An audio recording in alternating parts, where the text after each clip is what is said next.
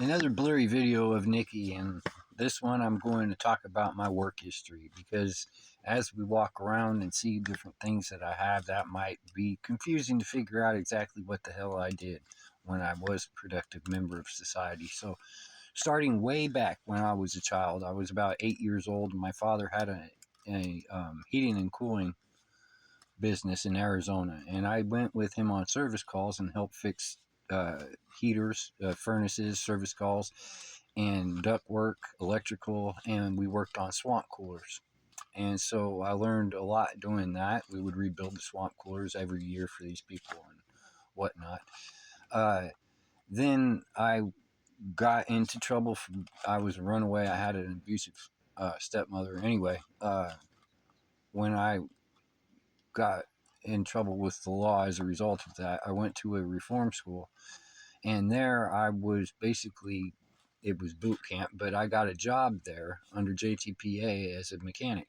And I started to learn about small engines and taking them apart, and just a little bit about the bigger stuff. And then when I got out of that, I was during that time, I was interested in the space program, and while I was doing my school studies, I started corresponding with NASA and JPL, Grumman, all the Aerodyne.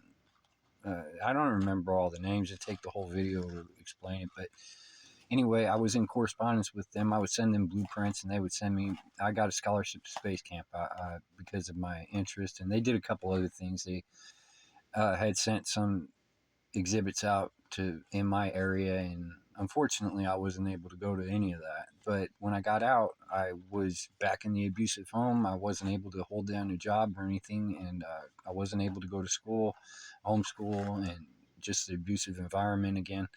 I got out of that. I was on the street. I started working on things in a physical manner. I would collect pieces that I would find and try to build, but it's really hard when you're on the street. You can't carry tools, you can't have anything. So I built my armor, and that was basically all I had for years. And then I got a job in electrical as an electrician's helper. I worked out for a while, but I'm really weird, and people can't stand being around me after an extended period of time. So uh, I got a job. I got found jobs in plumbing. I began to work as an independent contractor because I had enough of a foothold in different fields, and worked in plumbing, electrical.